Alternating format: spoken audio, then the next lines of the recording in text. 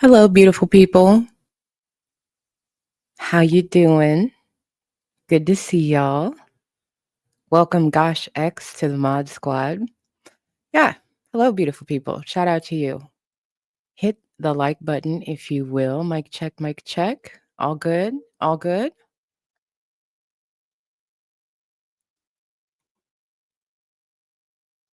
You ain't never lie, dropping knowledge bombs. Let the shenanigans begin. Whoever kicks off the chat goal, the super chat goal kicks off the topics. So whoever's first on that picks the first topic. But until that pops up, hello, beautiful people. Happy Friday. Yes, indeed. We've had a wonderful temperature drop here. It's proper hoodie weather today. It's been glorious. Shout out to you for being here, hanging out. If you don't like to chat, just drop a little heart or a hand or say where you're watching from. We'll leave you be. If you do like to live chat, make sure you switch your chat settings from top chat to live chat so you can catch all the goodness happening there with the good pokes. Shout out to all of the subscribers on YouTube. Hello to all of the members on Patreon and YouTube and all the supporters on Substack. Shout out to the best mod squad on the internet.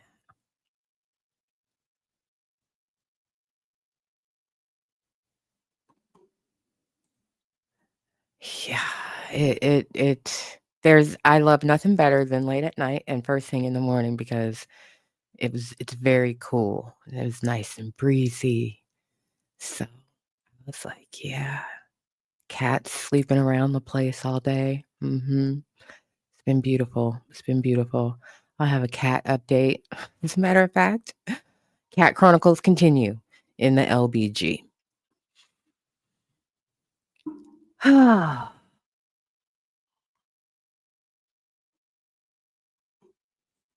Hello, Hugo Garcia.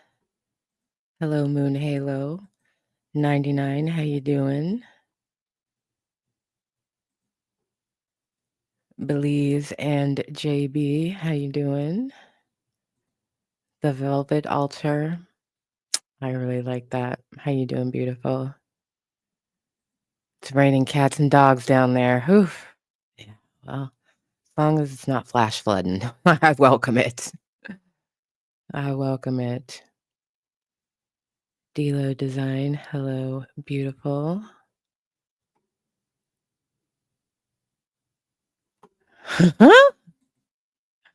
All right, we have a taker dropping knowledge bombs with the $5 support to the channel. Thank you, beautiful.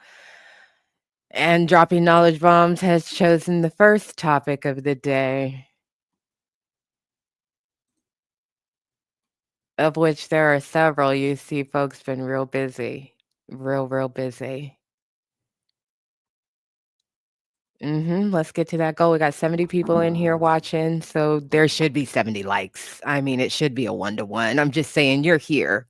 You're here. So you go ahead and give it a like. If you haven't subscribed, you should, go ahead and do that. The rules were the first person who kicks off the super chat goal gets to pick. And dropping knowledge bombs kicked it off. Joss is reading. Thank you for the $5 support. Hello from Dallas. Hello. Hello, beautiful. All right. Well,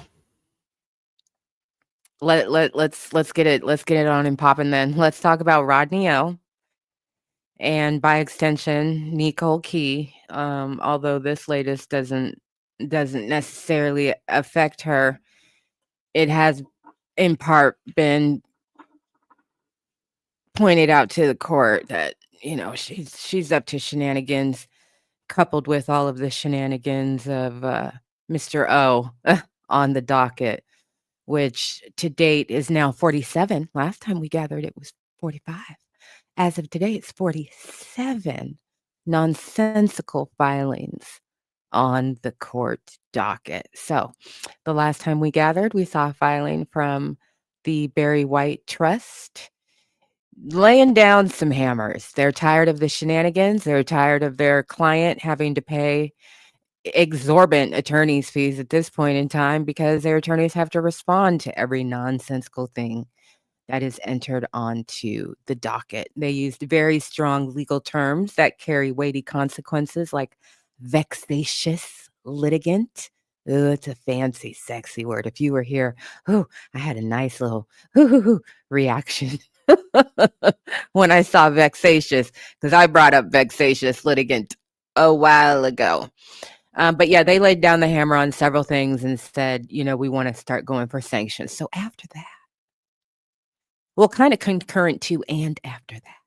And after the judge told Rodney O, stop submitting a motion to dismiss on the grounds that the Barry White Trust has not proven ownership or authorship of their song. And in many ways he has, languaged this, and it has been denied at every turn. And there was a hearing last week where she walked him through. No. And if you want to bring this up again, bring it up in November at summary judgment. But you have no argument on this, and that's why you keep getting denied. She then also walked him through all of his discovery obligations and the consequences for not meeting his legally binding discovery requirements. We know that the Barry White Trust has put several things on the docket saying they're not meeting their requirements. Okay? And then the last letter that we looked at from the trust was saying we are going to start moving that for Rodney O to have to pay our clients' attorney's fees and costs for all of this frivolous motions and letters and nonsense that they're putting onto the docket and their refusal to participate in discovery in good faith.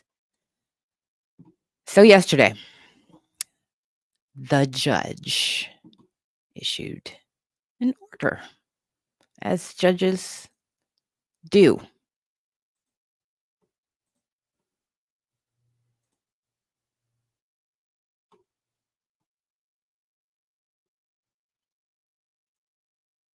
Whoops. The plaintiffs, the Barry White Trust, served the defendants, Rodney O and Joe Cooley, with requests for production and interrogatories on May 16, 2025. It's July 18, 2025. The defendants' responses were due by June 16th. That's over a month ago. In a letter, responses were due by June 16th. That was over a month ago. In a letter on July 9, the Barry White Trust stated that the defendants had not produced any documents.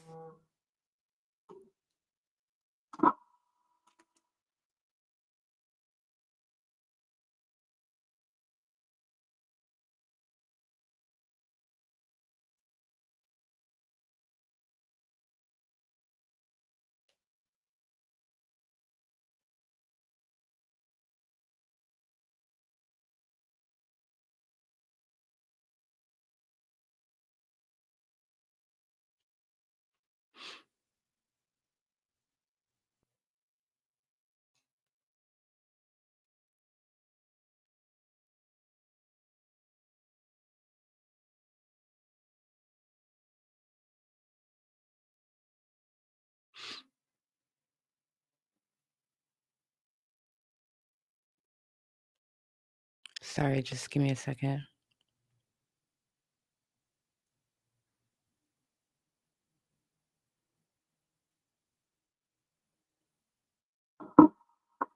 Okay.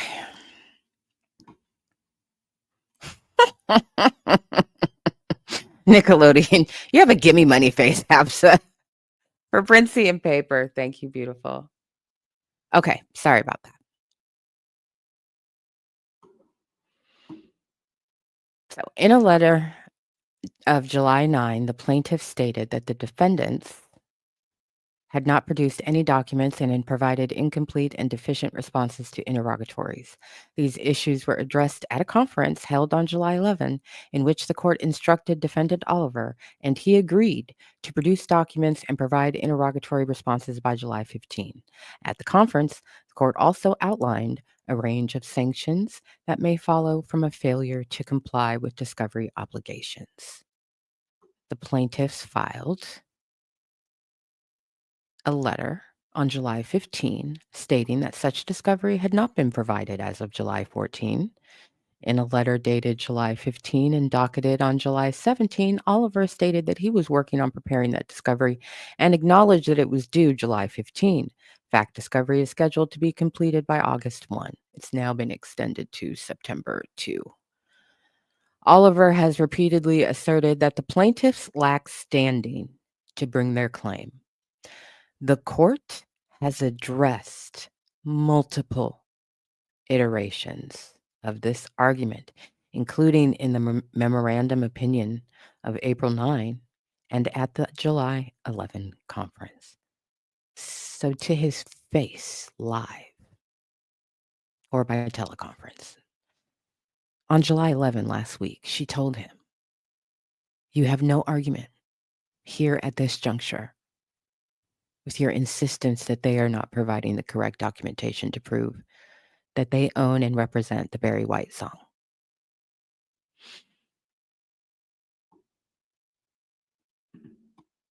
In a letter dated July 15 and docketed July 17, Oliver again asserts that the plaintiffs lack standing and asks this action be dismissed for lack of subject matter jurisdiction.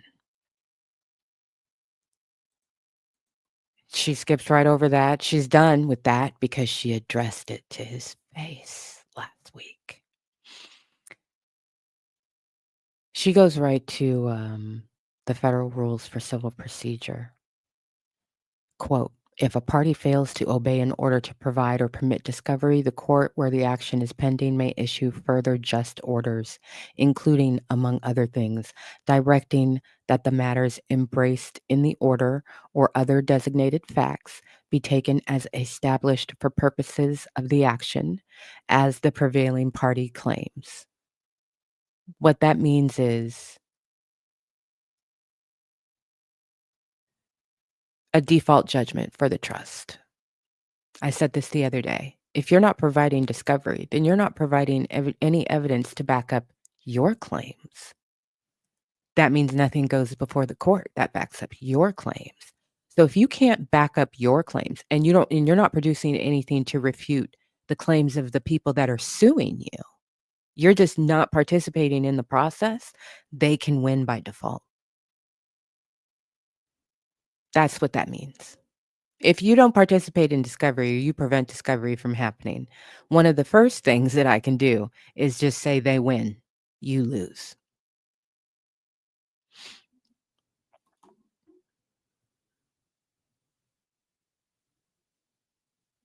Prohibiting the disobedient party from supporting or opposing designated claims or defenses, or from introducing designated matters in evidence, and striking pleadings in whole or in part.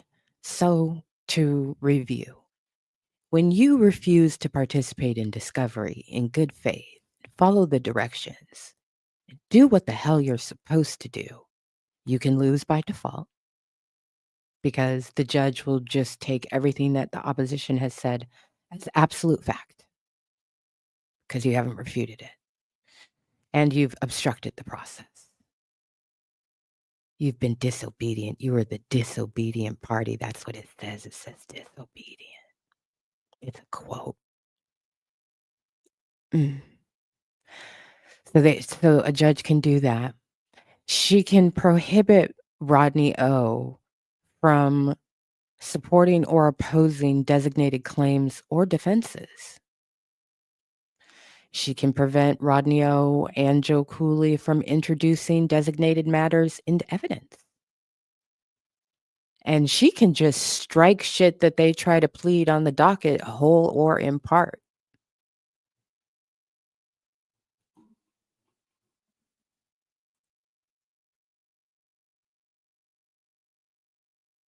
That's beautiful. In deciding whether to impose such sanctions, we're getting to the good part, y'all. Courts consider, among other factors, 1, the willfulness of the non-compliant party or the reason for non-compliance. 2, the efficacy of lesser sanctions. Will they be effective? If I just give you a little slappy slap on the wrist, is that going to deter you from biscuit headassery on the docket in the future? Probably not in this case. No. 3, the duration of the period of non-compliance. It's been a couple months. And 4, whether the non-compliant party had been warned of the consequences of non-compliance. You were warned on the 11th when the judge spoke to you live. She said, these are your obligations. And these are the consequences if you don't meet your obligations. That was a warning. That was a warning. You know why you got that warning? Because the Barry White Trust asked the court to warn you because you're required to get a warning before you can get sanctioned. Just all things happening, that sequencing, proper order and whatnot. People who know the law and whatnot. Accordingly, it is hereby ordered that as the court explained at the July 11 conference, the plaintiffs have standing to assert their claims. As the judge said on the 11th, the Barry White Trust has met the legal standard to show standing to sue your ass. So the 20, 30, 40 times you've said, dismiss this case, they have no standing. They have standing.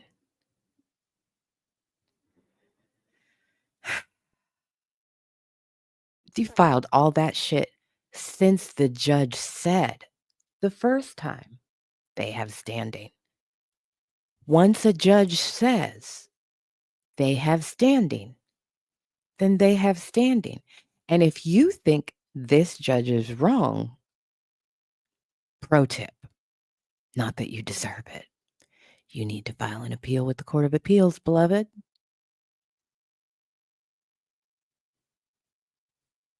You need to stop sending her notes in the middle of the night on the docket. And I'm paraphrasing. I just want you to know that I had to stop doing the real work that I was doing on this case to respond to what opposing counsel has filed. And I'm getting real sick and tired of having to respond to these people.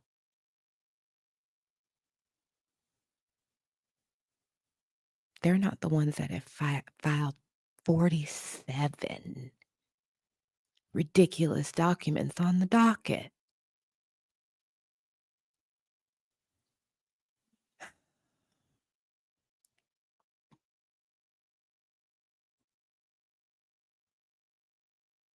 The trust said in their last letter we read 45, and then 2 more things came on the docket since the last time we talked. First, his whining he doesn't even ask for anything, he doesn't point anything out. It's literally a letter to the judge. I had to stop what I was doing in order to respond to, and I just want the court to know. And then the other one is just this long letter that is just the whole first page. I couldn't get past it because it's just, I'm tired of this. I'm sick and tired of having to, this and that and da da da da da. And it's just like, who the fuck is you? Absolute Life Law number 42. Who the fuck? is you. Okay, let's get back to it. Accordingly, it is hereby ordered that, as the court explained at the July 11th conference, the plaintiffs have standing to assert their claims. Summary judgment practice will provide the defendants with an opportunity to test whether the plaintiffs have the evidence of ownership necessary to succeed on their claims. At this stage, there is no jurisdictional defect or any other basis to dismiss this action. She said, "There is no reason. You can bring me no reason." She said, "There is no reason. There is nothing that you can bring me before November." It's July. Nothing that you can bring me before November that is gonna result in me dismissing this case in your favor. Nothing.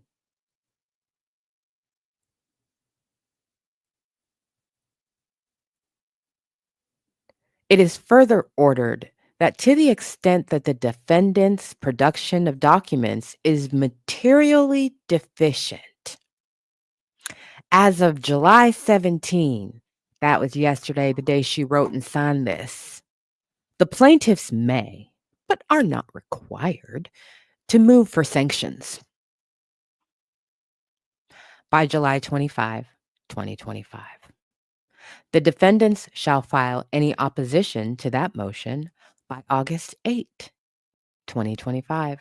The reply, if any, shall be filed by August 15, 2025.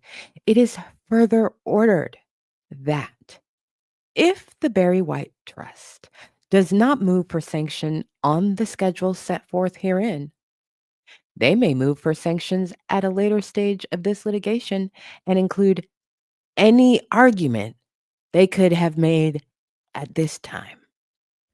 She said they can ask for sanctions now, or they can ask for sanctions whenever the fuck they want.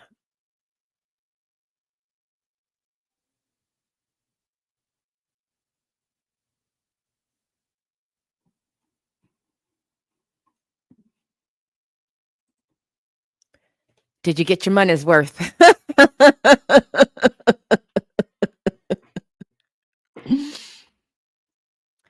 Did you get your money's worth? It is further ordered that, if the plaintiffs do not move for sanctions on the schedule set forth herein, they may move for sanctions at a later stage of this litigation and include any argument they could have made at this juncture. She said, "Do you want to bill them now, or do you want to rack it up? What would you like to do?"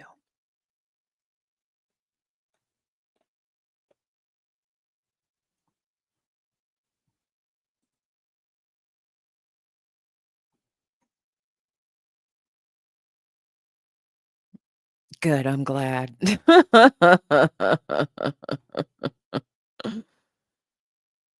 Yes, are you not entertained?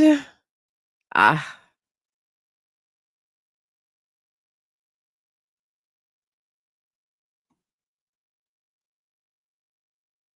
she said there is no reason.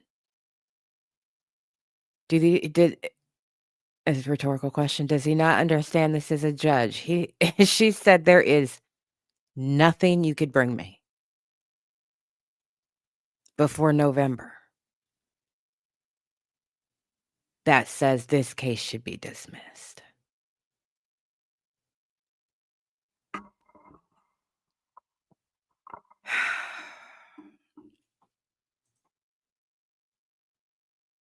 Y'all can backdate the bills, just let me know when you wanna send them. Mhm, mhm. She likes efficiencies, you know? I appreciate about this judge, she's one of those, "Let me rack up more than one order in a document." So, yeah, the docket's been quiet for a solid 24 hours. Hallelujah. Hallelujah. Oh god. I'm tired of him. I'm tired of him. I don't think she cares. This judge is old in the best way, very seasoned.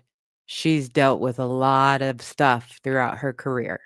So, she's she is more than capable of dealing with a vexatious litigant.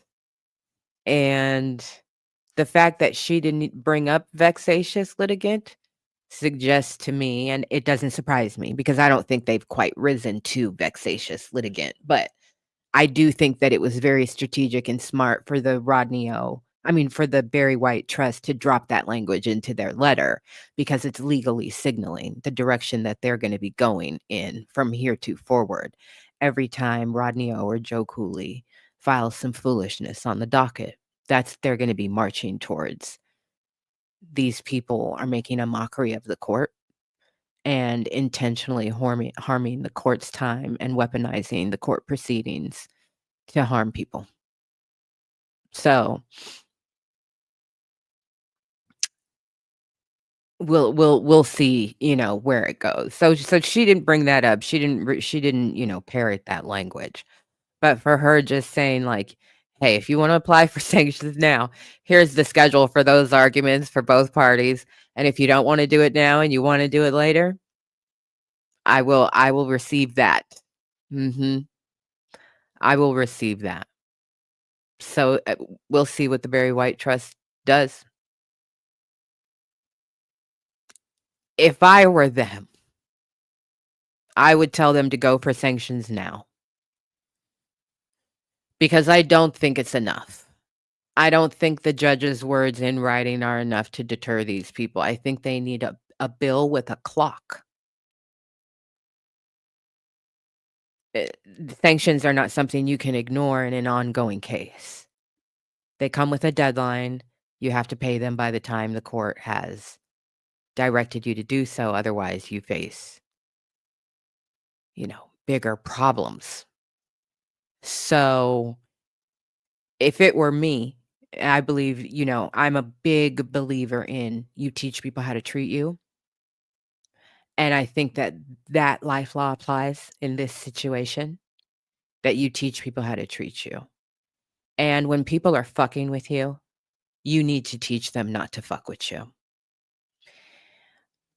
And if these are the means that you have available to teach them not to fuck with you, then these are the means that you have available. I would go for sanctions now. The judge said you can do it now. I would go for sanctions now. Here's how much money it has cost our client in attorney's fees and related costs to try and get discovery out of these people. This keep in mind, this has been going on for months. Months. Every time there's a phone call, a conference, an email, a letter, something filed on the docket having anything having to do with trying to get discovery, anytime they have to meet and confer with the opposition, anytime they have to meet and confer with their client, anytime they have to meet and confer as the lawyers working on the case, all of that,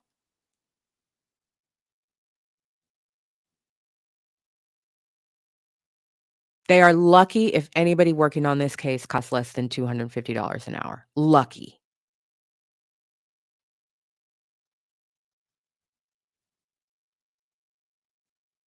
Lucky.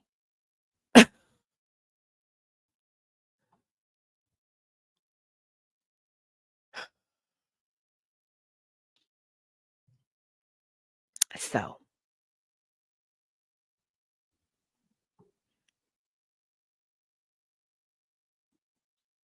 I have very little faith as well. I have very little faith as well. I hope you work it out, Tekken. That's a mod.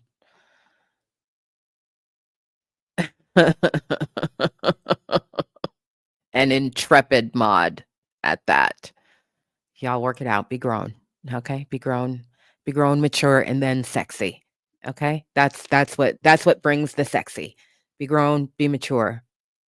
The sexy just naturally flows from there.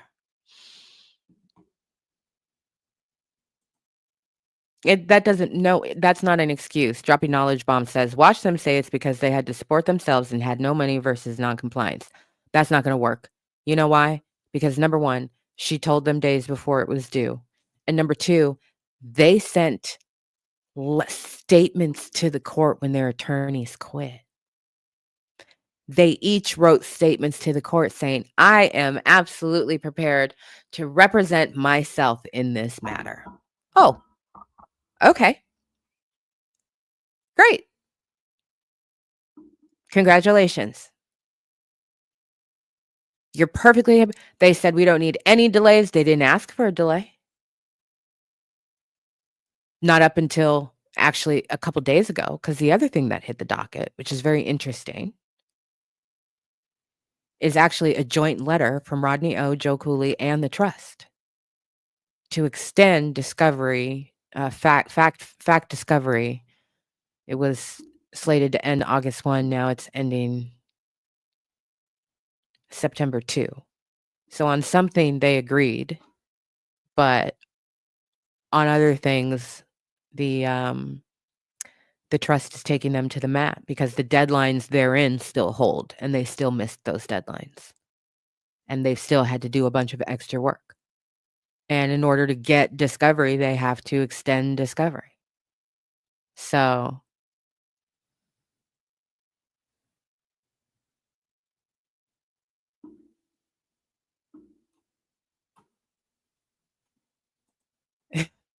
Fateless says, "I have negative faith in Rodney O and Nico's ability to do anything at this point." Yeah, me too. Me too. Me too. And the fact that she is on Instagram in full on Delulu land doesn't help the case either. Either case doesn't help either one. Either one. And trying to use one case to talk as cover to talk shit about another case is only going to result in a gag order.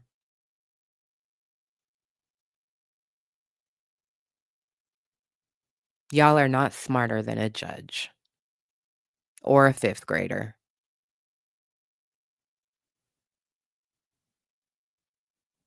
So, you can put my face all over Instagram and take shit out of context all you want. You were given full opportunity to come here and speak your truth. And if your truth were rational or righteous, you wouldn't have to take a smart woman's words out of context to make yourself look like you know how to rub nickels together and come up with some actual fucking sense.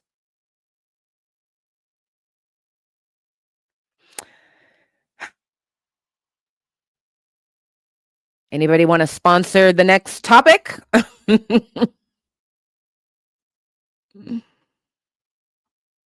Look at all that. Look at all that. Look at all that we got to work with.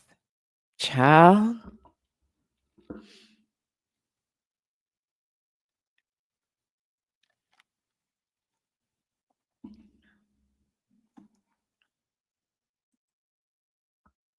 Yes, Queen Biscuit Head. She sure did. No, I didn't say suggestions. I said, does anybody want to sponsor? We got a goal going. We got a chat goal going. The question was, anybody want to sponsor the next topic? It's okay. I'll pick one if nobody wants to. It's all good. But maybe somebody wants to. Maybe somebody's like, I'm pressed for time. I want to hear this right now. What you want to hear right now, beloved?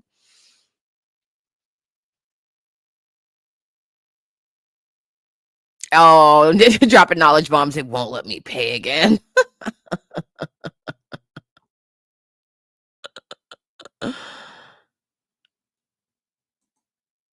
Docket fund. Nicholas's foolishness. Who's Nicholas?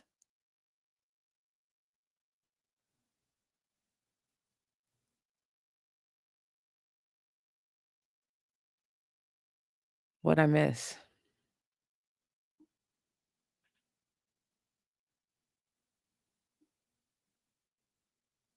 That's what I said. Whomst? Whomst government's name am I missing? Did you mean Nikki? Or Nicole? Oh, Nikki. Oh, well, We got one. We got one. I think maybe you both meant Nikki. Mika Red, thank you. T Mac, thank you. Child.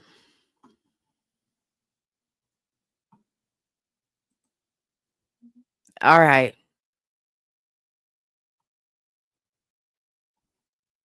We got it. We got it. We got it together. We got it together. Child, Nikki done lost her damn mind. This shit escalated so quickly. This shit escalated so quickly. So, the things that are interesting to me might not be interesting to you, you know, um, admittedly. But, we have crossover. We're here. We're talking about it, right? So, if you don't know, Nikki is a hateful person. She is a hateful, miserable, bitter, bitter person. She always has been, and it looks like she probably always will be because this behavior works for her. She is a bully. Yeah, she is a bully, and she loves nothing more than to harass people online and cause other people to harass people online, whether they're famous people, not famous people, whether they deserve it or don't deserve it. I don't believe anybody deserves to be harassed online, just so we're clear for the record. But last week, as you may have heard out there in the air, the pungent, stanky air, yeah, last week Nikki was screeching online about Jay-Z, the man she loves to hate. Um, owing her money and she's gonna sue and this, that, and the other. And it's a bunch of noise and it's a bunch of nonsense. It's just Nikki being manipulative, lion ass Nikki. And then for some reason, she decided to go after SZA, which SZA wasn't going for. And neither was the internet, really, because people were like, okay, now this bitch done lost her goddamn mind. Why are you going after SZA? It's a rhetorical question. Um, so that started off a thing. We discussed it very briefly after forgetting about it for an entire live. We discussed it very briefly, and I said, I'm gonna be saying the same thing every single time Nikki comes up. She is a hateful, bitter bitch. And she is a bully, and I hate bullies. I really do legitimately hate a fucking bully. And I can't emphasize enough how much I can't stand Nicki Minaj because she is a bully who hates other women and has always used her position to hate on and harm other women. I cannot stand her for that reason. It sets off a burning defensive rage in me. But yeah, all the things, narcissistic, bully, whatever you want to say. To me, that you can't say anything stronger about a person's character than they are pathetic. And I think that she is a pathetic person. And I think that a part of her knows that she is a pathetic person living a pathetic life, married to a pathetic man. So, anyway, it escalated since we talked about it just the other day, 2 days ago it was. 2 days ago, yeah. Um,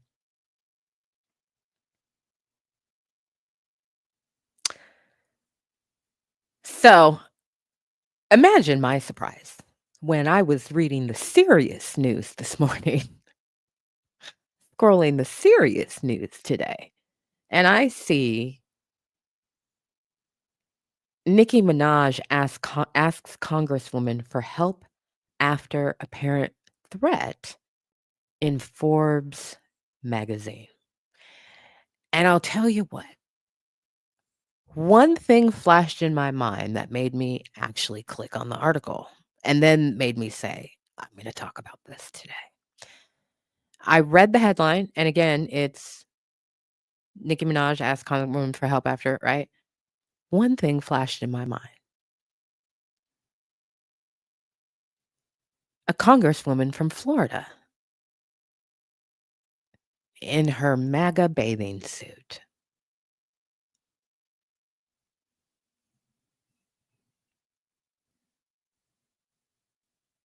I said, now, I wonder if, because the question that my brain asked was, which fucking congresswoman?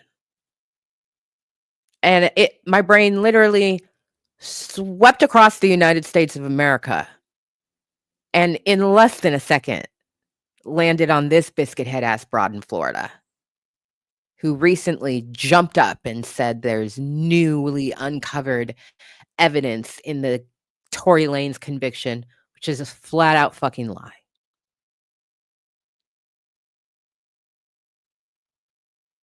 And sure enough,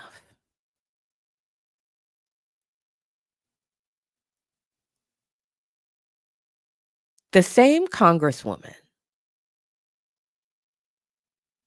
who believes in making America great again, who stood up and told a bald-faced lie about new evidence, is texting with Nicki Minaj.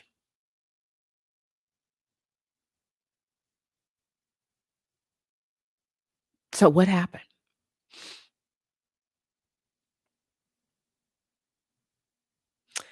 According to Forbes magazine,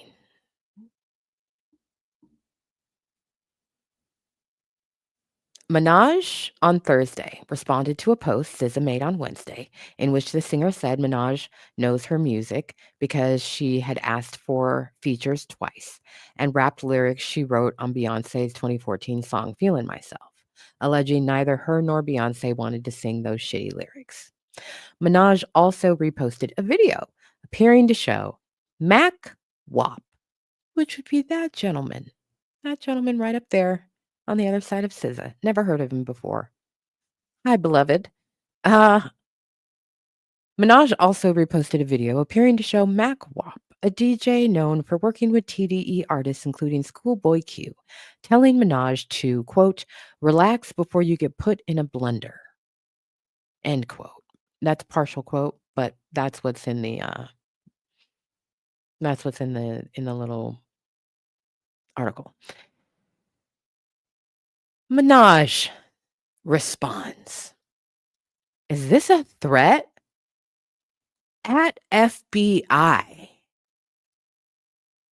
Minaj posted, stating in a follow-up tweet she wants him, quote, investigated right away, end quote, alleging he has, quote, ties to other people who've been a party of very shady business, end quote. Minaj tagged Representative Anna Paulina Luna of Florida in a post stating Mac Wop publicly threatened me and that she had notified the FBI and the CIA.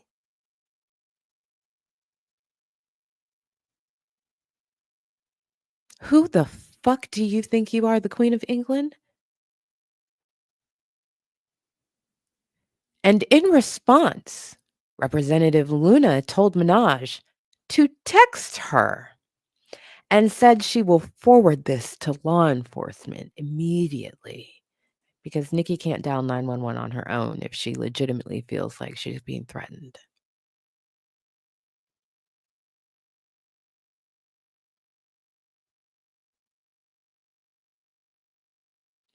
She went on a whole rant about Punch. But yes, let's get back to Maga Minaj and her Florida biscuit head, the swimsuit model.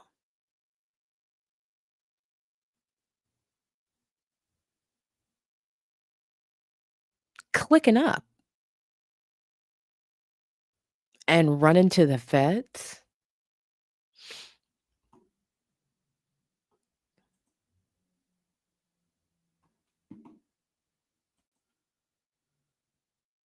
Hit the like button, y'all. Yes, my queen, the investigation is underway, head ass. Violence. Very good. Very good.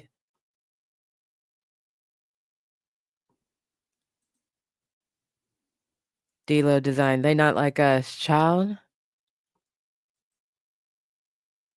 Gosh X. Performative. But playing with actual lives. That part.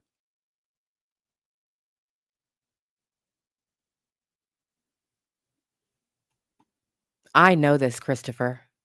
I know this. Before you get put in a blender like your boy. Is that a threat? Is that a threat? Oh, you can just see her fucking salivating and scheming in her mind of how she's going to use that. But also, so Nicki's Maga, y'all kick it like that? Okay. Maga Barbie. Got it. Noted. Cool. Maga Barbie.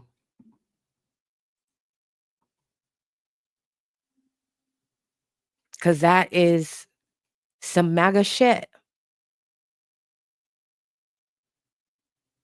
It's a good thing he's, not here on a green card. I have no doubt she would have got on there and said ICE needs to come get him. I have no doubt. Because that's just what people do these days. They tag a lawmaker or tag a federal agency and just send the feds after people.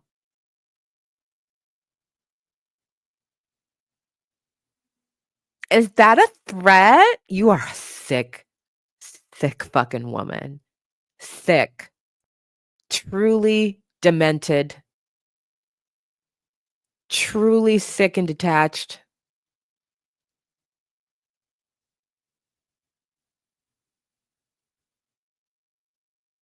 Truly.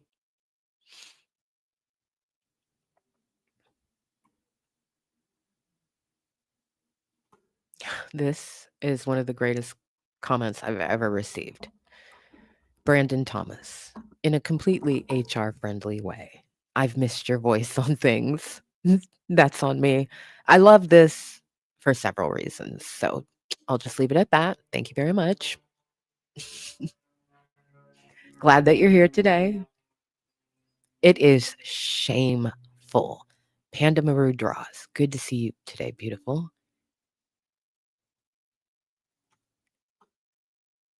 It is shameful. It is so disgusting.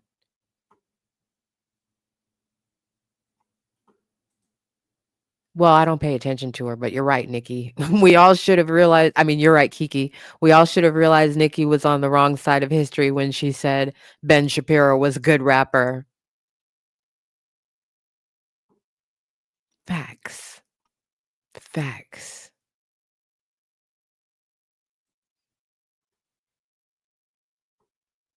Jarrett, Young Money is a dumpster fire. It's such trash. It's such trash. This is just disgusting, despicable behavior. Tiffany Shantae. And you know what's crazy? Unless I missed it, all those free Tory type niggas that dogpile on Meg about trying to are so quiet. They're all together. They're all sucking off the same teat. And so what sat me up was not her, honestly, it was not her tagging the FBI. What sat me up and made me go, okay, Noted. I'm now connecting this string to this point with this string. You know each other. You talk. You communicate about things.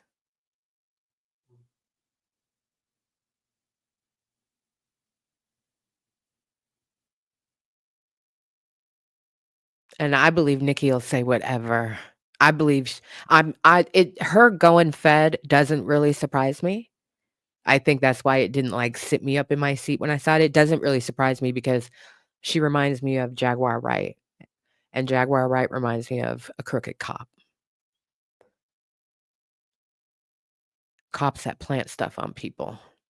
If you talk to cops who plant stuff on people, they will tell you that those were bad people. They were guilty of something, but they always got away, or they always got out, or they didn't get caught for it. They didn't plant stuff on innocent people, so it was okay. That was Jaguar Wright's tactic. These people hurt me in some kind of way 30 years ago. So now I'm gonna paint them with whatever fucking brush. It's all justified because of that. Happened way back there. Nicki is the same fucking way. She's got the same chip of justification on her shoulder. I can do and say whatever because such and such wronged me back in the day. I don't get respected back in the day. You don't respect yourself and you don't respect other people. You're a fucking bully. People don't like bullies. Bullies are not beloved.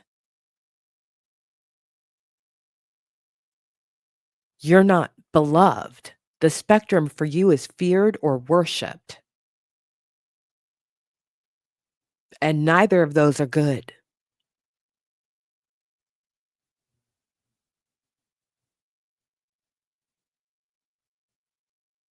These people are involved in shady business. That fucking dog whistle right there does not surprise me in the slightest bit. In the slightest fucking bit that she would do that. I said from the moment I read Drake's lawsuit, this nigga's trying to signal the feds. His flag is bigger than green flag guy's red flag. It's on fire. He's trying so hard to signal them without just a photo op walking into the Oval Office.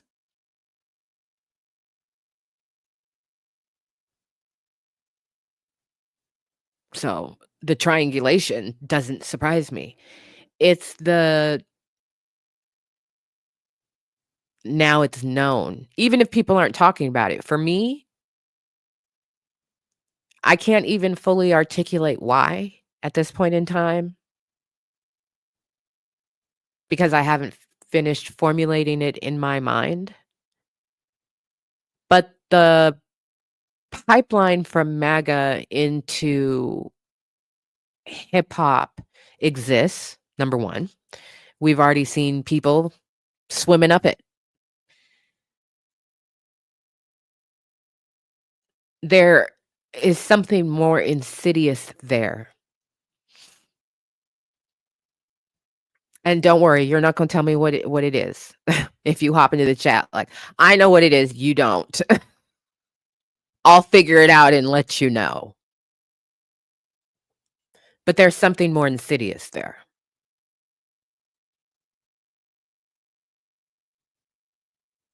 So, I pay attention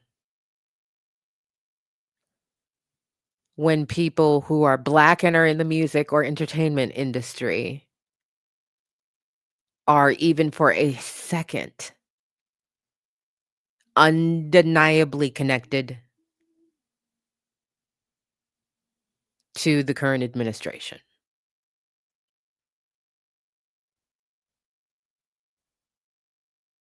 So, that's why it made me sit up. It pissed me off because I don't like bullies. I cannot stand a fucking bully. And she is a manipulative, deceitful, vicious bully.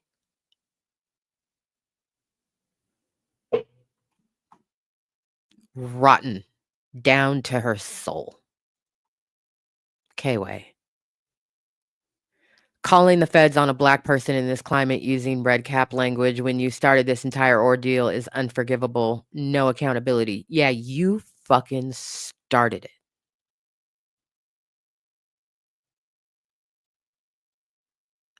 SZA was on stage and you were talking shit.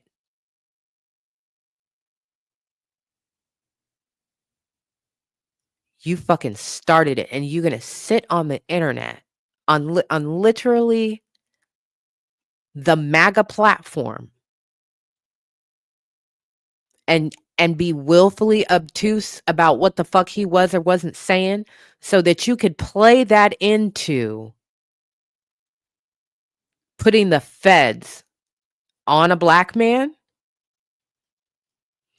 This is why I always point out Nicki isn't one of us. I said what I said. This is why I always point out Nicki isn't one of us.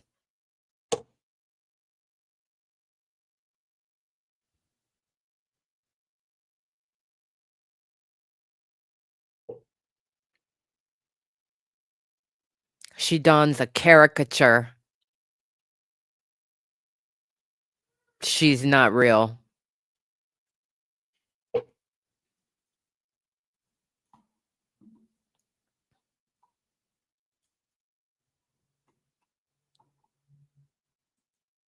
I don't mean that just like metaphorically. She's literally not one of us.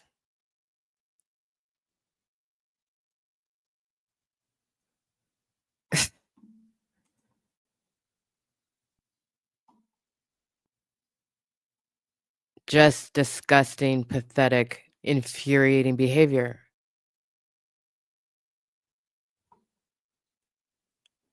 So, MAGA Barbie, Maga Minaj, that's how she'll be referred to on this channel going forward. She's anti us, and all she does is fucking attack women and especially black women.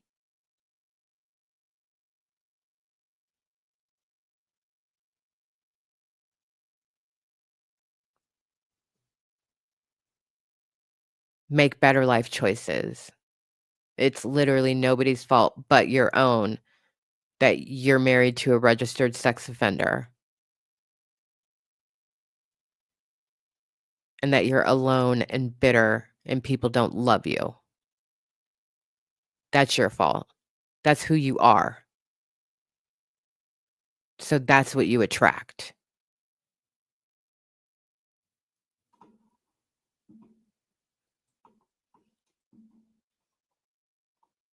It's really not hard to go and live a happy, unbothered life with the resource and privilege that you have.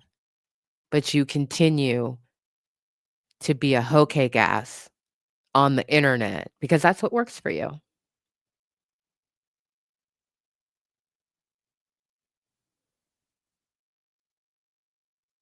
You're addicted to manipulating people. You're addicted to getting other people's pity.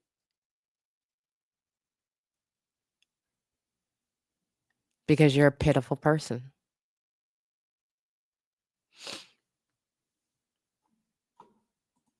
She has a nasty, nasty soul. Not a day in her goddamn life.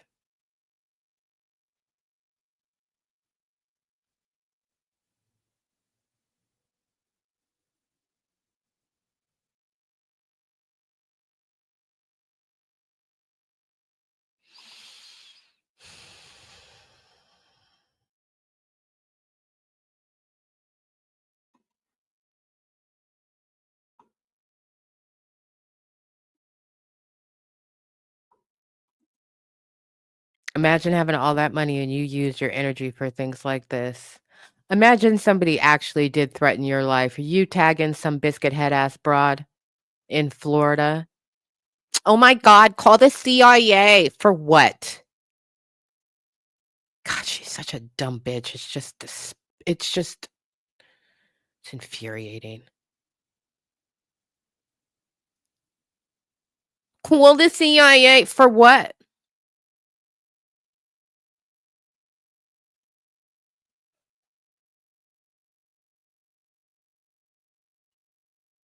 That's not a proportional response. Also, you don't know what the fuck the CIA does.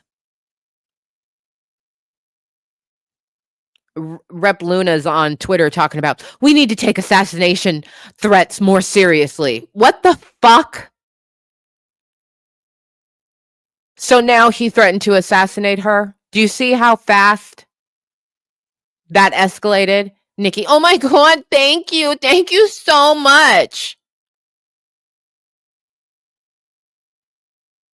You fucking bitch. You trying to get a nigga shot.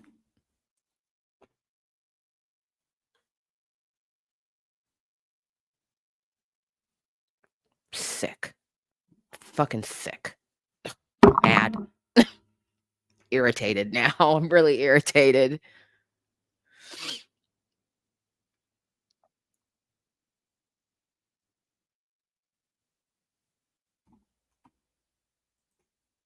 She looks perfectly qualified to me. According to Florida, she and Marjorie, she's perfectly qualified. According to Georgia, Marjorie Taylor Greene is perfectly qualified. She looks perfectly there it is. She looks perfectly qualified for the job she was elected to do, and she's doing it. Tory Lanez was framed, and new evidence, and an assassination threat against Nicki Minaj. What the fuck is going on?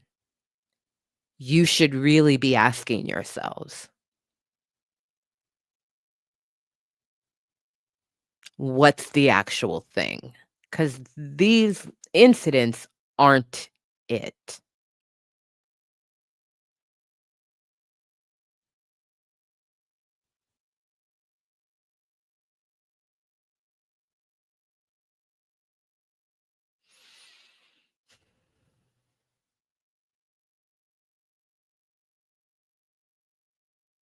So,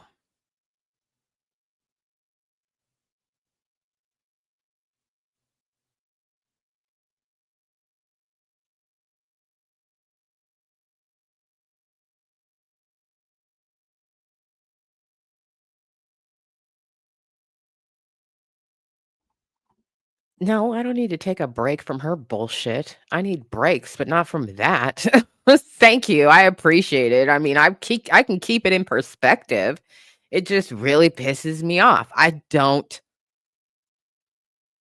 I've said this several times on this channel, but the thing that grinds my gears more than anything,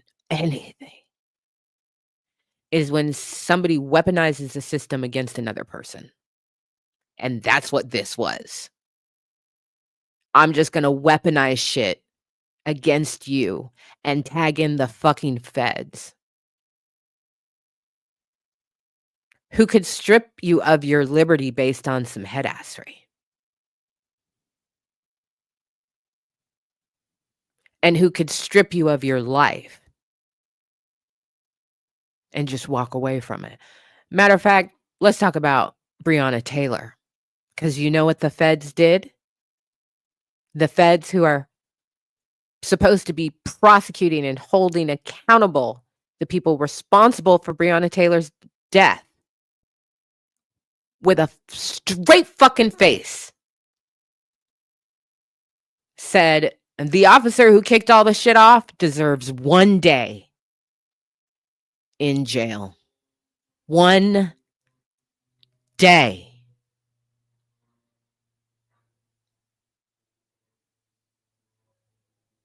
One day. They murdered that girl.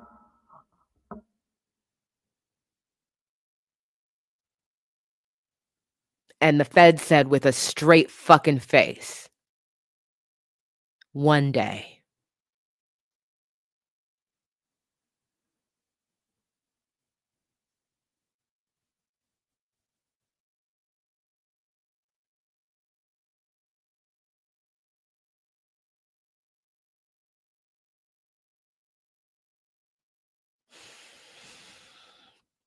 But they could bring a DJ up on charges and ship him to wherever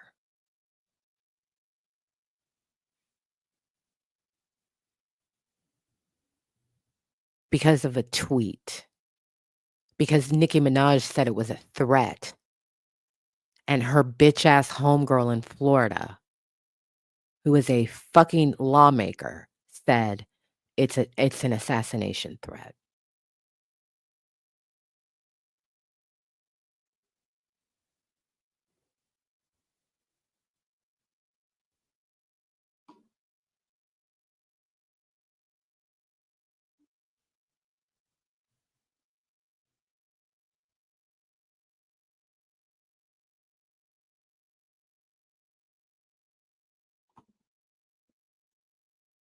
No, they don't, Lindley.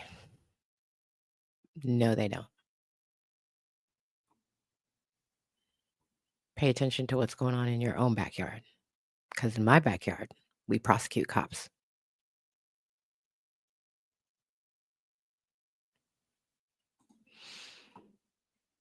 So, if you want cops to be held accountable for killing people, that's a local issue. That's a local issue.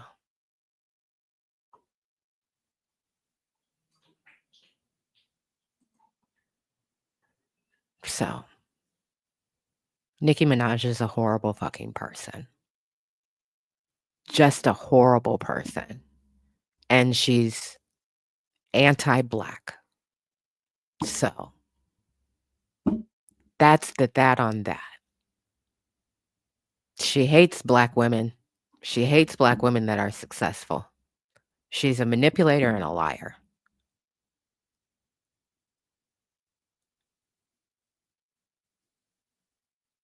And she's a part of something else that has an ending point that is not good for any of us. So she can kick rocks down the fucking block until the day she dies. Take her shitty ass music with her.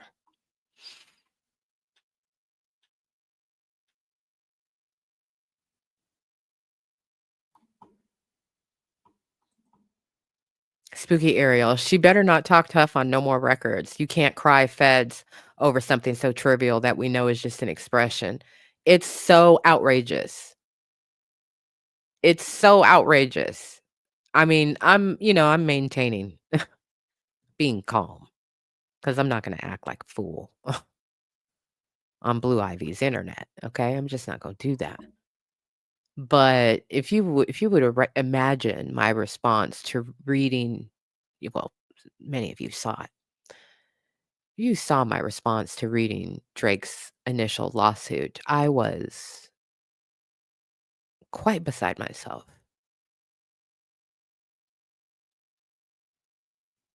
I feel similar feelings of, you're incredulous. With Drake, I was just like, I can't fucking believe this shit. With Nicki, it's, I can't believe this and how fucking dare you. This shit is a fucking game to her.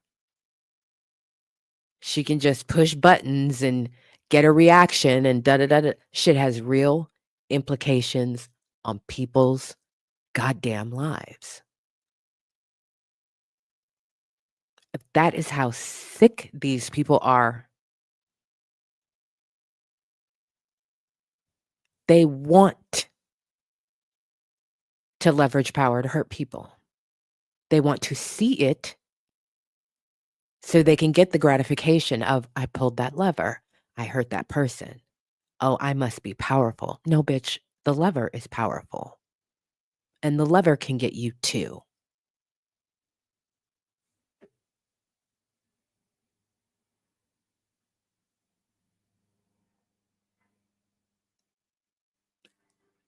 A rapper tagging the fucking feds. Where are we?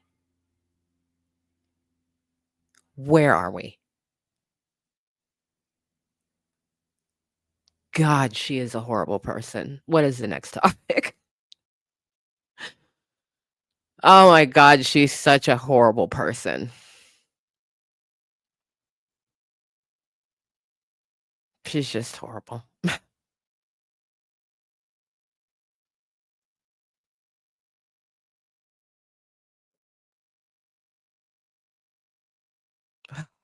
God.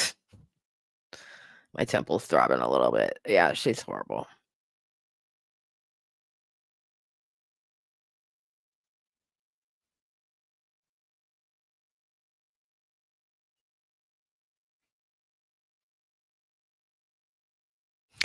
Marshall Irons, not saying we can blame Drake for opening the door, but we can blame Drake. I blame Lil Wayne.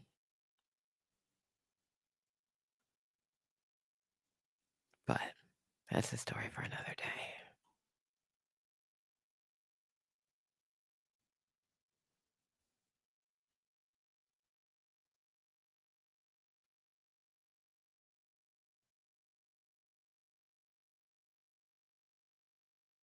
Okay, let's blame Birdman. We can do that too. We can blame Kanye. There's a couple people. There's a couple people. But if she wants to stand out in front as the first true, legitimate female rapper and be identifiable as Maga, okay, bitch. You only got to tell me one time. You only got to tell me one time. I heard you. I saw it. I synced it. I screenshotted it. I will never forget.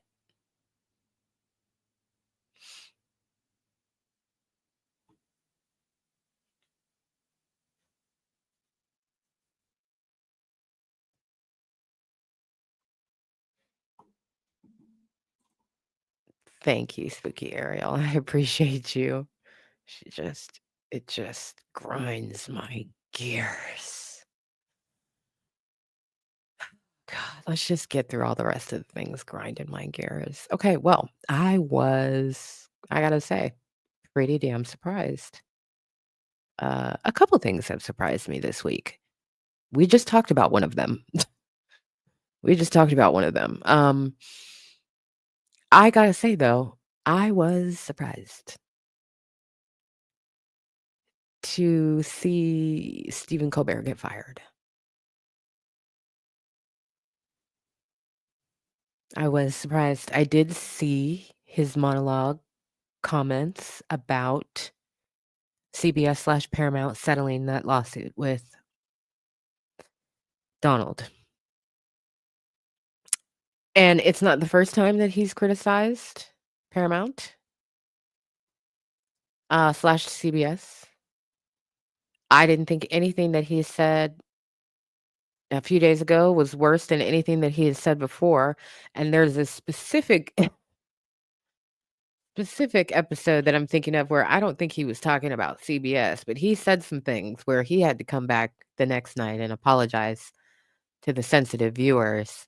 He did use the word cuckold at one point in time, and he was referring to, things related to Donald Trump. Anyway, nothing that he has said about the settlement between CBS, Paramount, and Trump comes close to even what he said on that night. So just the level of rollover, play dead. Really did surprise me, and the lengths to which they would go to justify it. They are so deep in CYA mode, they don't want late night television on CBS anymore. That is a nuclear option. That is a nuclear option. The only way we can get rid of Stephen Colbert is to get rid of the show. Period. And not have late night television, at least for the next 3.5 years. And them saying it's too expensive, that show is not too expensive. That's bullshit.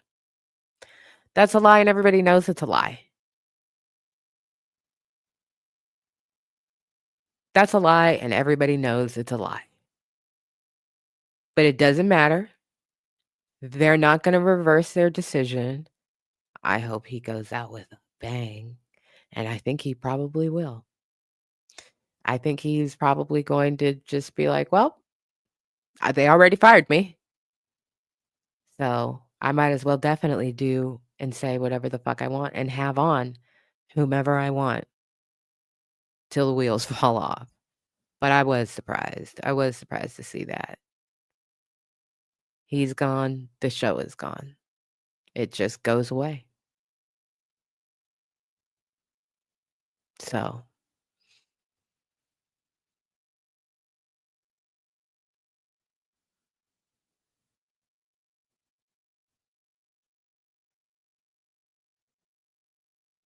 we'll see what happens. But I was surprised. The other thing, I don't know what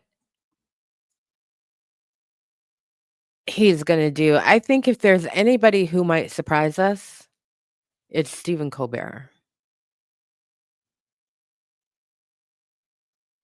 Uh, every other late night host, pretty much ever, I can see just pivoting to a different platform and doing the same shit that they've been doing. I don't know that he's gonna do that, and I don't think he'll do it right away. I think he'll take some time and, decompress and then figure out what he wants to do and how he wants to do it. But it is a loss. Excuse me. It really is a loss. Stephen Colbert has been a brilliant contribution to television. Um, in in front of the camera and behind the camera, in the writer's room, et cetera, et cetera. And the Colbert Show is one of the um, most genius television shows ever in the history of television, period. I would say probably one of the top 50 most influential television shows in the history of television was the Colbert Show. Um, so it'll be interesting to see what he chooses to do, but it is a loss. And I didn't watch it, it comes down my feed. I watch clips of his monologues or little clips of interviews, things like that from time to time. If something he said has made the news, I'm probably gonna watch it. Um, but overall, I don't like late night television overall. Um, so I think that he, has been a refreshing presence, and it'll be a loss. But I think it's just like CBS saw an opportunity to get rid of him and then get rid of I don't think it's the cost of the show. I think it's the liability of the show that they don't want. And they're only thinking about one audience person, but they don't want that liability. They don't want another host talking about him. They don't want guests on the couch talking about him. They don't want anybody cracking jokes about him late at night. So they're out. Fold. Leave the table. Left their chips, left their card, left their cards, left their little drink, their little snack 'em plate, and just walked away after, like, 70 years or some shit. Wow.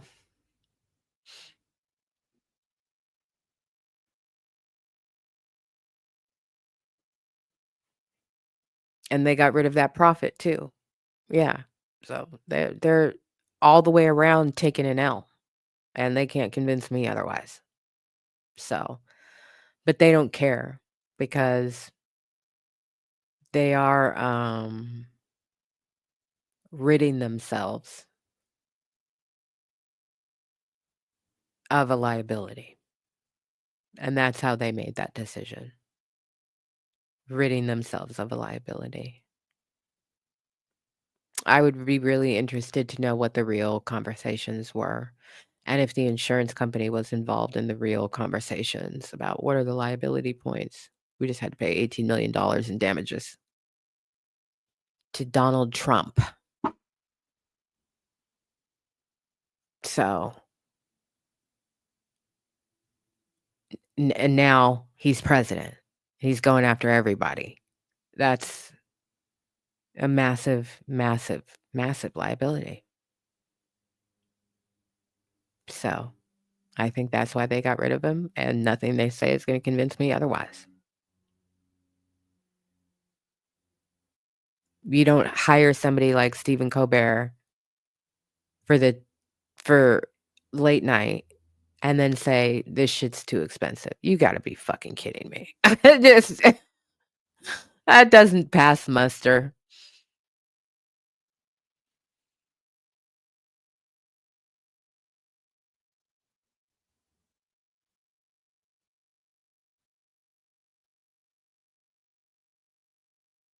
No, a lot of them aren't even really coming over here, they're going over to Substack. And that's their primary thing, and YouTube is really secondary and just a portal because it can host your content and because it's a thoroughfare for audience. But no, I don't think small voices are gonna go anywhere. Are you gonna go listen to Stephen Colbert instead of me? If you want to and that's your preference, you can do that, but I don't think you're gonna leave here and go listen to Stephen Colbert just because he joins YouTube. That makes no impact on me. I think people will be just fine, and also, he has a right to land wherever he wants to land. The platform is available for everybody, for now, for now.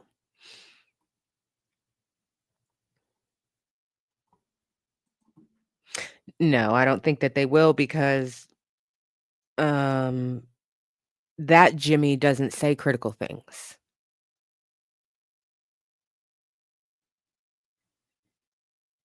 He cracks kindergarten jokes, and he's more than happy to not crack kindergarten jokes about Donald. He doesn't get critical. He doesn't talk policy. He doesn't talk politics. He doesn't do those things. So they don't have to worry about the same things over there that CBS had to worry about.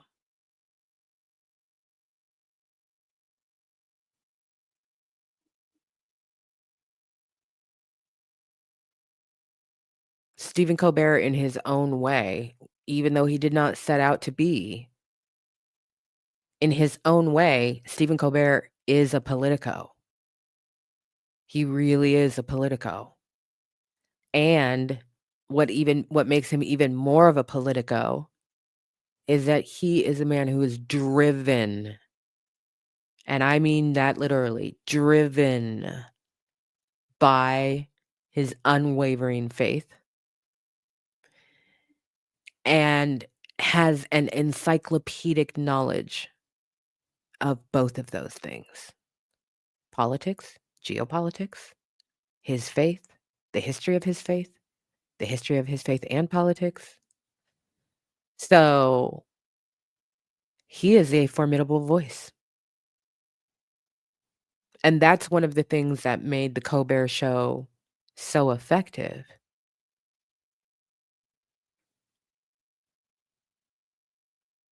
Because he had all of that, and he was a writer, and he was an actor, and he was it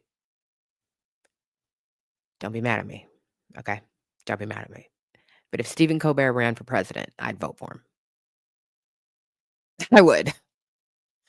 I would. First of all, who all gonna be there on the stage competing against him? I would vote for Stephen Colbert if he ran for president.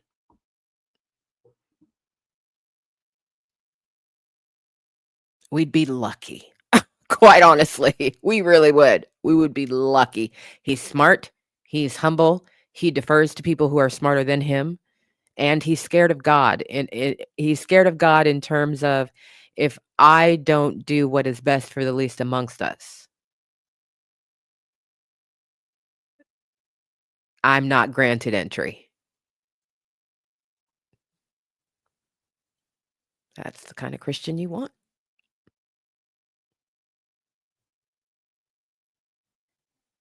He's very smart.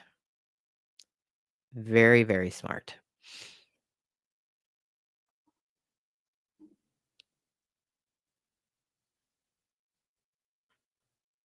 Oh, I definitely don't want him to go to Congress. Oh, God, no. That would be a waste of his time. You either figure out a way to get your ass back on people's screens or run for president. Or both. You know what? I'll take both at this point in time. I'll take both. I'll take both. Shit. But Congress? Yeah. Yeah. Nah. Nah. It's a waste of time and talents. We got pressing matters, you know? We got pressing matters to get to.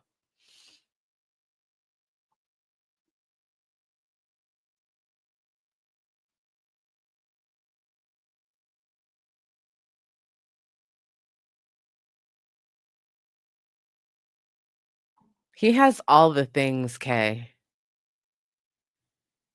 He really does have all the things.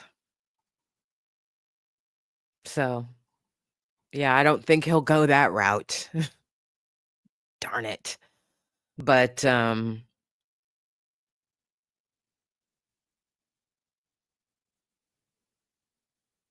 it'll just be interesting to see what happens. I wonder if there is another network out there that says, we will put you on a television screen, and what that could look like. And it's going to be some time before these things are decided. So we'll just have to see. But it was definitely, that's a threshold. That is a threshold crossed. And fuck Paramount forever. I mean, fuck CBS forever when it comes to late night television, just so we're clear. Okay, they don't get to come back 3.5 years from now after the next election and be like, we were just kidding. We're announcing the return of, no, fuck you, we're not watching that shit.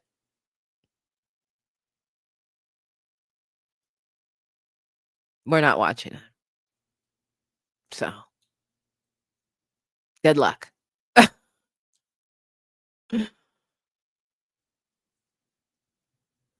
Well, good fucking luck. So, yeah. That's what it was. The Colbert Report. I kept saying the Colbert Show. The Colbert Report. Colbert Report. No T's. It was hilarious. All right. The other thing that surprised me this week, we only got about a half hour left. The other thing that surprised me this week, that's what I'm telling myself, probably lying, but we'll see how it goes. The other thing that surprised me this week and last week, but really this week, and again, I might be paying attention to different parts of this, but we intersect. The Jeffrey Epstein thing really has had me go, well, isn't this interesting? Um, I am not at all surprised about the meltdown that has happened on the far right about this, because they were counting on it, and he's been playing with them since he got back into office. He's been playing with them about what's going to be released and whether or not they already released things, and et cetera, et cetera, et cetera. So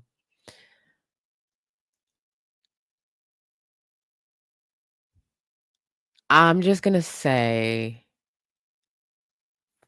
my own piece, okay?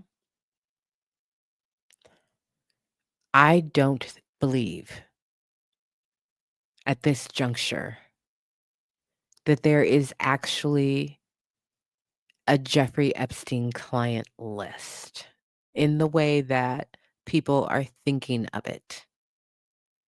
And the way that people are thinking of it is a list of men around the world who paid to intimately exploit women and young girls.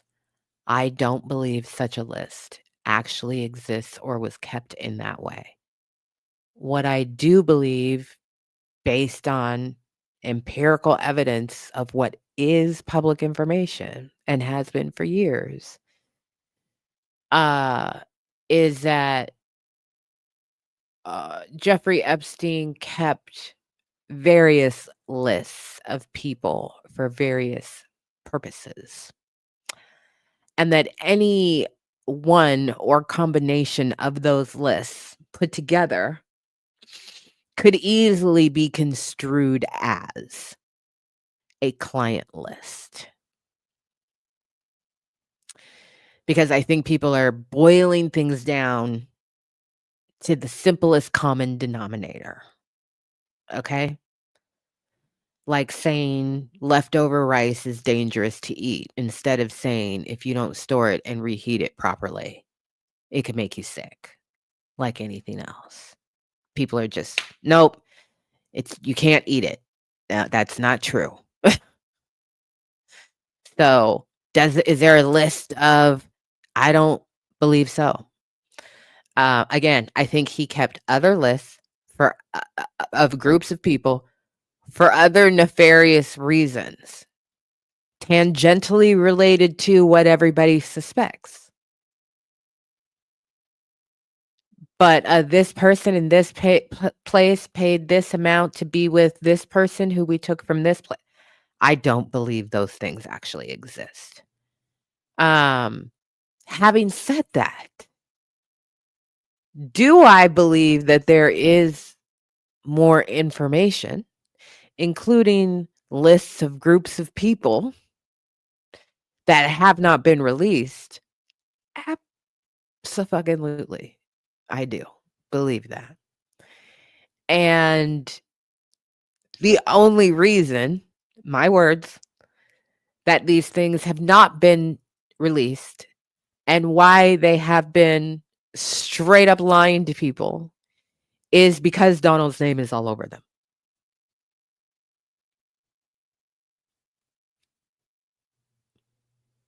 Everywhere. Everywhere. Everywhere. And people are going to attribute whatever meaning to his name being everywhere that they want to attribute based on what is known about Jeff and based on what is known about Dawn. So that's why. Very simple. The thing that actually got my attention and made me go, huh, this is interesting. In about a 16 to 18-hour period, well, probably it started at about overall of like a 36-hour period of various influential people starting to flip-flop on release this, don't release that, release this, don't release that, right? And then the fervor of flip-flopping kind of reached its crescendo when Mike Johnson is the Speaker of the House, for those of you who don't know.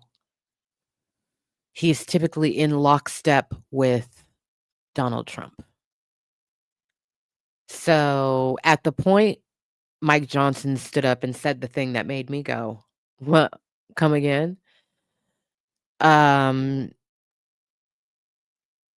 Alex Jones was already crying in his car.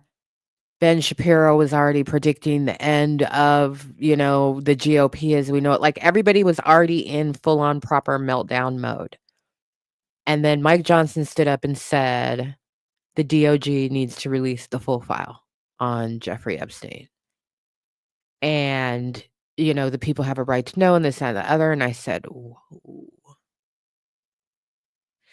Now, you may have not even noticed that, but what you probably did see in the news was Donald Trump going on Truth Social and flipping the bird at Maga. Haha, I don't need you anymore. I don't care. You're losers if you're still focused on this Jeffrey Epstein thing. Da da da da da. That's what everybody really latched onto. But that came after Mike Johnson stood up and said, you need to release everything. After Mike Johnson said, we're not releasing anything. Move on. Like he was firmly in the, we've done everything. People need to let this go. Da da da da da. The people didn't let it go. It got bigger and bigger and bigger. Other people started to flip flop. And then he came out and said, the DOJ needs to release everything. And then the next day, well, actually that night and then into the next day, Donald Trump started saying, basically, I'm paraphrasing, fuck MAGA. So what's interesting to me is that this is not just drama. This is sharp political play happening. Because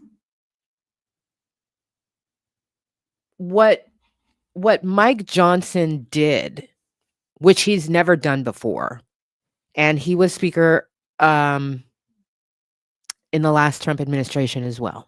So he's just been re-upped. Or speaker in the last administration as well. So he's just been re-upped. So what Mike Johnson did, if you imagine Mike Johnson is here and Donald Trump is here and MAGA is here, Mike Johnson went and put himself in between Donald Trump and MAGA, put himself closer to MAGA, because relative to Donald Trump, Mike Johnson is a young man. He's going to be around for a while. He has political aspirations. And contrary to what many people think, because they can't get beyond what they can perceive with their eyes, the majority of the GOP does not actually worship Donald Trump. Notice I said GOP, not MAGA. The majority of the GOP does not actually worship Donald Trump. They perform worship behavior publicly because it helps them control him. The GOP has its own political agenda. It's had its own political agenda since the 40s. And they have refined it and re-upped it fucking every year, 4 years, every midterm election. All they do is sharpen their agenda and what it is they want to get done. Whoever is the president in the GOP party, they are just a tool for the party's agenda. Don is no different for them.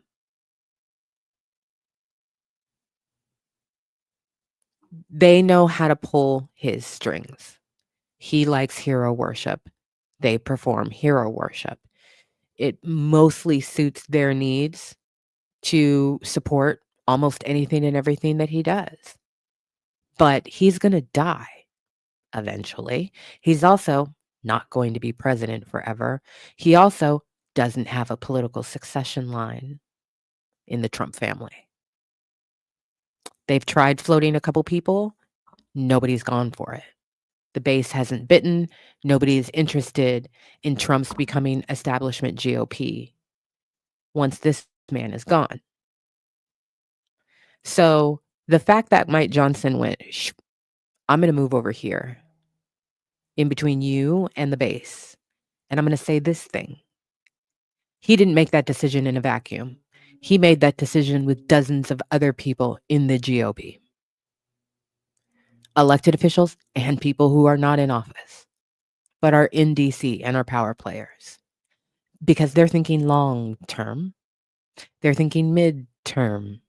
They're thinking next election. He's not going to be around. He is going to be irrelevant. And that's why it's so easy for him a few hours later to turn around and say, fuck MAGA. You don't matter to me anymore. I don't need you anymore. because he knows he's not going to be around either. He knows exactly what they did. And the only thing that he could say was, fuck y'all. Fuck y'all. So that is what was, whoa, for me, was the swiftest, most shocking. I didn't see it coming, because usually when Mike Johnson says the same thing Donald Trump says, he's never going to change his mind, and he's just going to stick to that. The fact that he floppity flopped all the way over and said they need to release everything, and said that in response to the people being up in arms, and just I was like, oh my God. This is a reminder to Donald, you are a pawn on the board.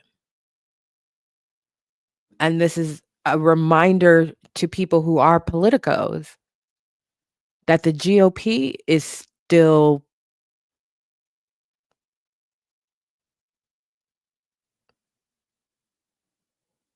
working very hard behind the scenes to make sure that they are aptly positioned for what it is that they want to do next without him. It was a stunning power play. Again, everybody got distracted by did he really go on Truth Social and tell his base to go fuck themselves and that they were losers? Because that's what grabbed the headlines. But the only thing that matters here is power.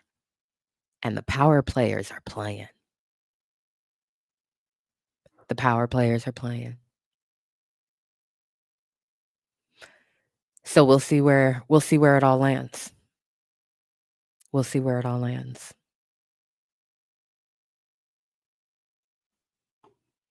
I had to dust off the political cobwebs in my brain, say, let me break this down.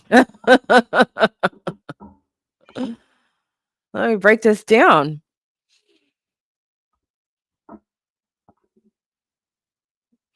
He's not a lame duck, but he could be. It's a clear reminder as well. I don't think it's their primary goal. I don't think they're trying to teach him a lesson. I don't think he was the focus at all of that play. At all. Once they realized that they had it available and that he couldn't do anything about it, they made that play, and he can't do anything about it. His literal response was, fuck all y'all who want these files. I don't need you anymore. You're suckers and you're losers. You already voted for me. Like, that's what he said, because there's nothing else that he could say. So if they wanted to flex over him and make him a lame duck president, they could do that. But why? Otherwise, everything is working to their benefit at this point in time. They're getting all the judges they want. They're breaking all of the institutions that they want to break. They're rounding up people. They're, chilling free speech. They're doing all of the things that the GOP wants to be doing with him in office. So they weren't thinking about him and sending any messages to him with that play. That was, we actually need to court the base. We need to be seen by them as on the right side of this issue, because if we're not on the right side of this issue, it's going to come back to haunt us. Us, not him, us. So it was strategically masterful on their part to do that, because he can't do anything to them, and they took themselves out of harm's way.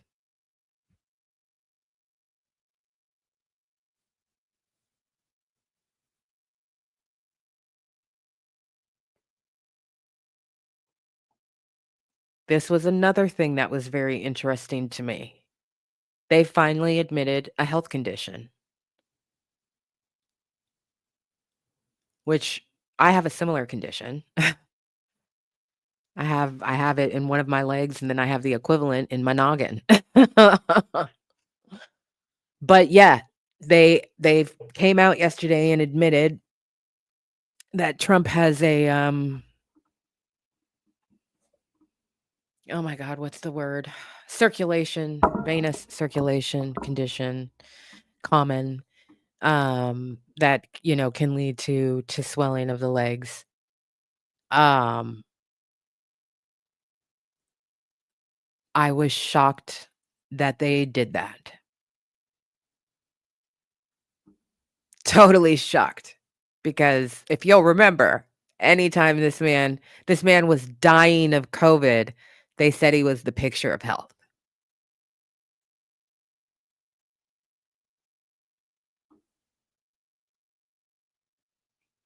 They said there's nothing wrong with him ever. He's the picture of health always. And now all of a sudden, they're confirming that he has a condition. It felt a little bit like The Crown.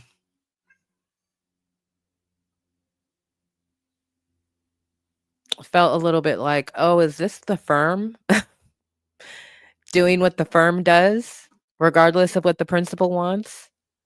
This is the firm doing what the firm wants." I was shocked.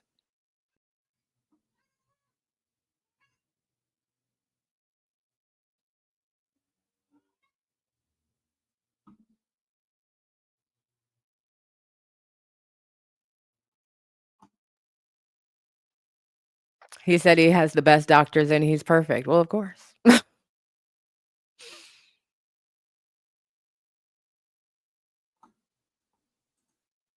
Yeah, I was totally just like, "What?"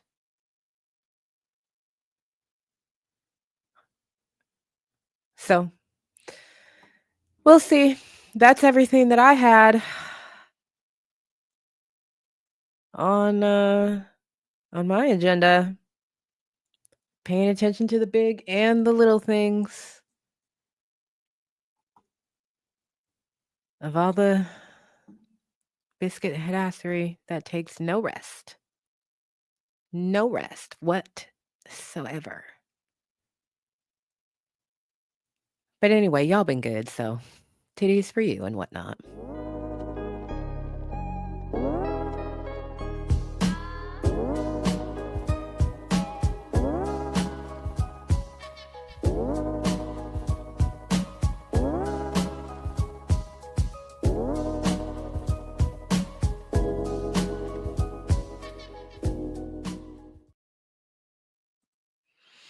I talked about this the other day, Melly Lou. Melly Lou asks, "Are you following the UK versus US rappers rapping?" That's not a real thing.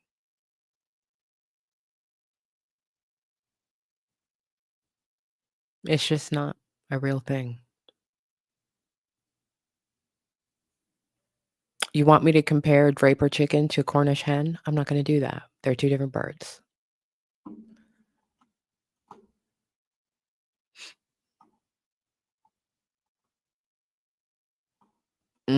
4 minutes left on the super chats goal. All right. All right. I think we only have one left. I think I did 20. It looks like we're at 19.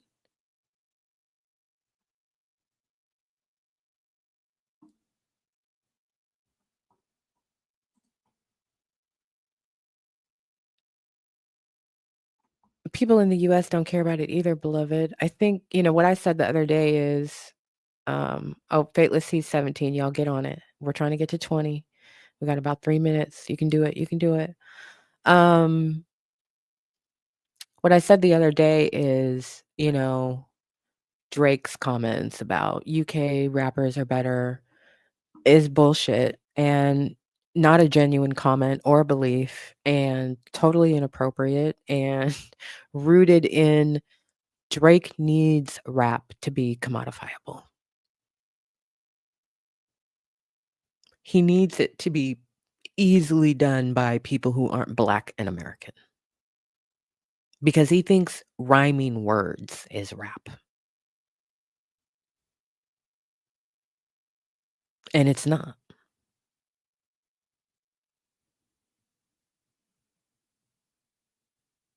You can be the best UK rapper, the best. You'll never be better than the best Black American rapper. Ever. It's not possible. It's just not possible. Oh my gosh. We got them popping in now. My Fateless said, "Get on it," and y'all said, "Okay, all right." Tiffany Shante, thank you for the $5 super sticker. Tekken, thank you for the $2. Appreciate you. Need to see Lolo and Oscar, child. I got an update for y'all. Um, Jazzy One, continue being great. Thank you, beautiful. Thank you for the $5 super sticker. Gosh X, thank you for the $2. Appreciate you. Demetrius, appreciate you. I got a surprise for you. Raphael, getting us to that goal. Mika Red, thank you, beautiful. T-Mac, okay, y'all just showing off. I appreciate you.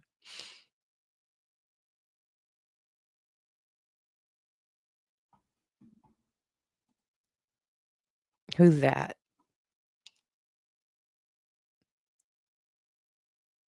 Kyle, I think, says a busy on tour. I don't know what she gonna do.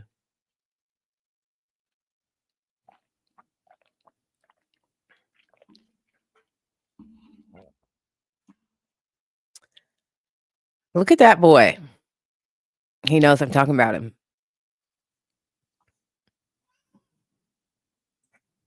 It's a harness. Of course he doesn't like it. I put it on him and he fell over. All dramatic like. It was hilarious.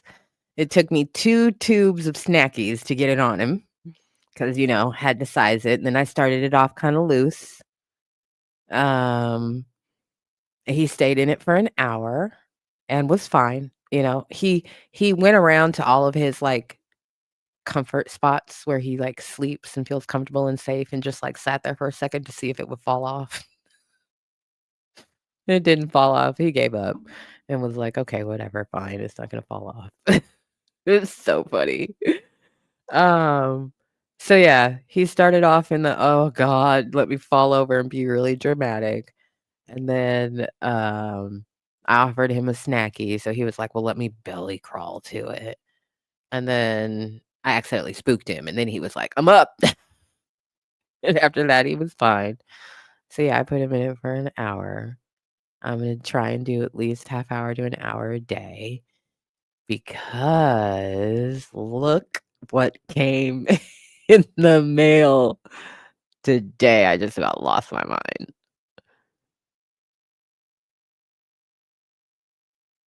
I don't have a picture of it yet put together all the way, but it's really nice.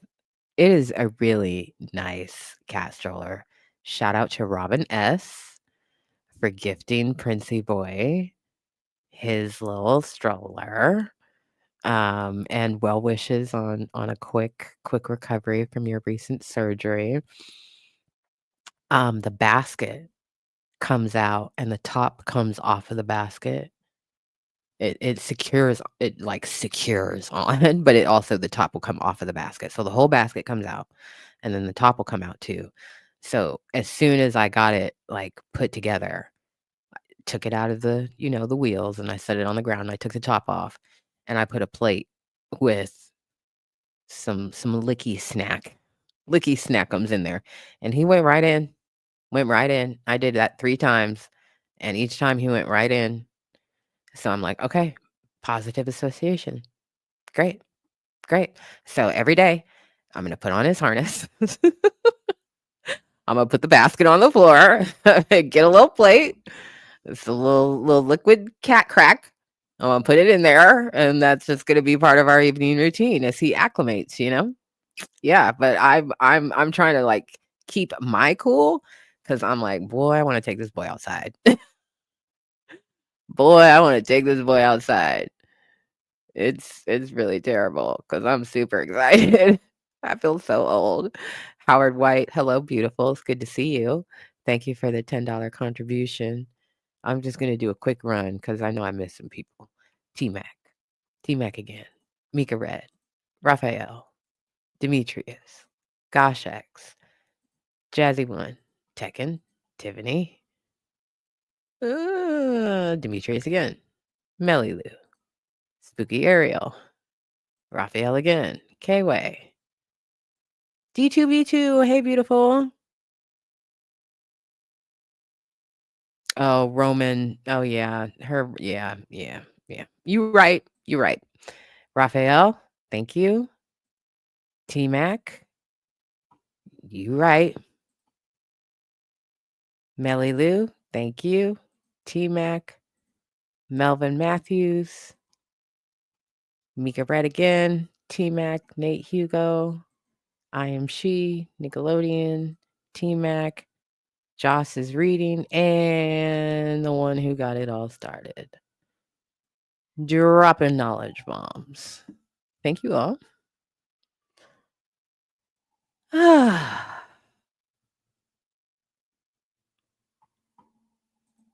I'm stupid excited. It's gonna be good. It's gonna be good. I'm gonna start in the morning because I wake up with the sun. So when there's nobody outside, nobody's walking their dogs, no cars are driving up and down the road, but it's light out.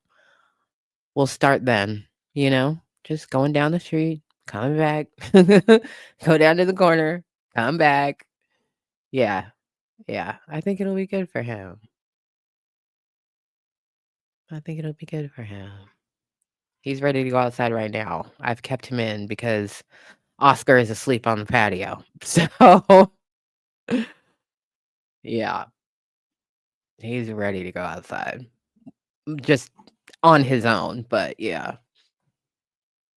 All right, y'all.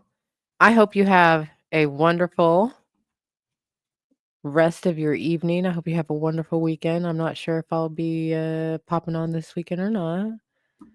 We'll see. We'll see how the things go. Hopefully nothing escalates. Good God. I appreciate you so much. Thank you. Yeah, hopefully nothing escalates. Everybody just stay real calm like. Okay? Chill the fuck out. Eat something good. Watch something good. Get some laughter in if you can. Or get some tea. If that's your thing. Get some snuggle time. Get some lovins. Yeah, yeah. Yeah, yeah. I'll see y'all soon. Peace.